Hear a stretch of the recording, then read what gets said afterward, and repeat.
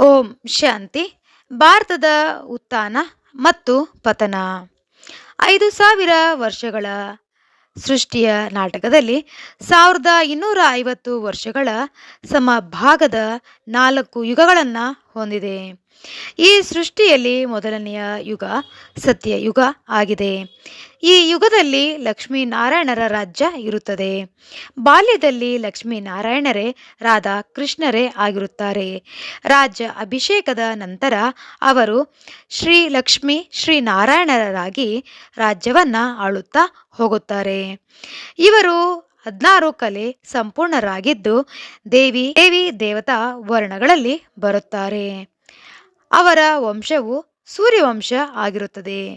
ಇಲ್ಲಿ 9 ಲಕ್ಷ ಪ್ರಜೆಗಳು ಇರುತ್ತಾರೆ ಅವರ ರಾಜ್ಯದಲ್ಲಿ.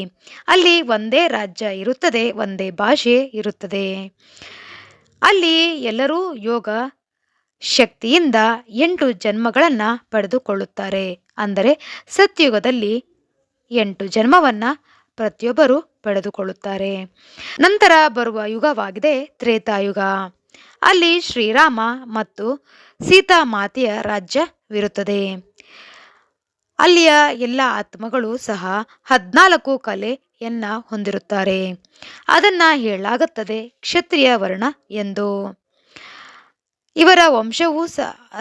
ಇವರ ವಂಶವನ್ನ ಚಂದ್ರವಂಶ ಎಂದು ಹೇಳಲಾಗುತ್ತದೆ. ಇಲ್ಲಿಯೂ ಸಹ ಆತ್ಮಗಳು ಯೋಗ ಬಲದಿಂದ 12 ಜನ್ಮಗಳನ್ನ ಪಡೆದುಕೊಳ್ಳುತ್ತಾರೆ. ಈ ಯುಗದ ಅಂತಿಮದಲ್ಲಿ ಒಟ್ಟಾಗಿ 33 ಕೋಟಿ ಜನಸಂಖ್ಯೆ ಇರುತ್ತದೆ. ನಂತರ ಬರುವುದೇ ದ್ವಾಪರ ಯುಗ. ಈ ಯುಗದಲ್ಲಿ ಎಲ್ಲರೂ ಸಹ ದೇಹ ಅಭಿಮಾನದಲ್ಲಿ ಬಂದು ವಿಕಾರಗಳಿಗೆ ವಶೀಭೂತರಾಗಿರುತ್ತಾರೆ. ದ್ವಾಪರ ಯುಗದಲ್ಲಿ ರಾವಣನ ರಾಜ್ಯ ಆರಂಭವಾಗುತ್ತದೆ. ಇವರು 8 ಕಲೆ ಉಳ್ಳವರಾಗಿ ವೈಶ್ಯ ವರ್ಣದಲ್ಲಿ ಬರುತ್ತಾರೆ. ಈ ಯುಗದಲ್ಲಿ ಆತ್ಮಗಳು ಕಾಮ ವಿಕಾರದಿಂದ 21 ಜನ್ಮವನ್ನ ಪಡೆದುಕೊಳ್ಳುತ್ತಾರೆ. ನಂತರ ಬರುವ ಯುಗವಾಗಿದೆ ಕಲಿಯುಗ.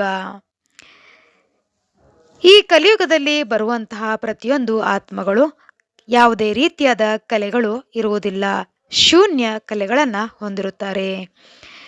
ಈ ಕಲಿಯುಗದಲ್ಲಿ ಬರುವಂತಹ ಪ್ರತಿಯೊಂದು ಆತ್ಮಗಳನ್ನ ಶೂದ್ರ ವರ್ಣದವರು ಎಂದು ಹೇಳಲಾಗುತ್ತದೆ.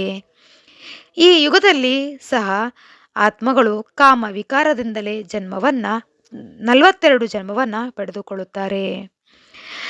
ಕಲಿಯುಗದ ಅಂತ್ಯದಲ್ಲಿ ಎಲ್ಲರೂ ಸಂಪೂರ್ಣ ಪತಿತ ತಮೋ ಪ್ರಧಾನ ಆಗ್ತಾ ಹೋಗ್ತಾರೆ.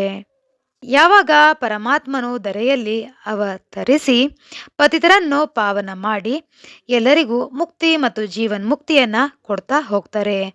ಸೃಷ್ಟಿಯ ನಾಟಕದ ಉತ್ಥಾನ ಪತನ ಈ ರೀತಿ ಆಗ್ತಾ ಹೋಗುತ್ತೆ.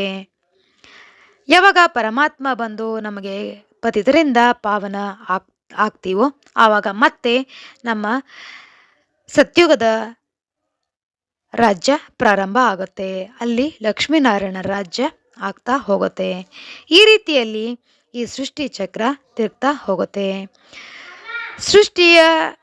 ಸೃಷ್ಟಿ ನಾಟಕವು ಯಥಾವತ್ತಾಗಿ ನಡೆಯುವುದರಿಂದ ನಮಗೆ ಯಾವುದೇ ರೀತಿಯಾದ ಚಿಂತೆ ಮಾಡುವಂಥ ಅವಶ್ಯಕತೆ ಇರುವುದಿಲ್ಲ.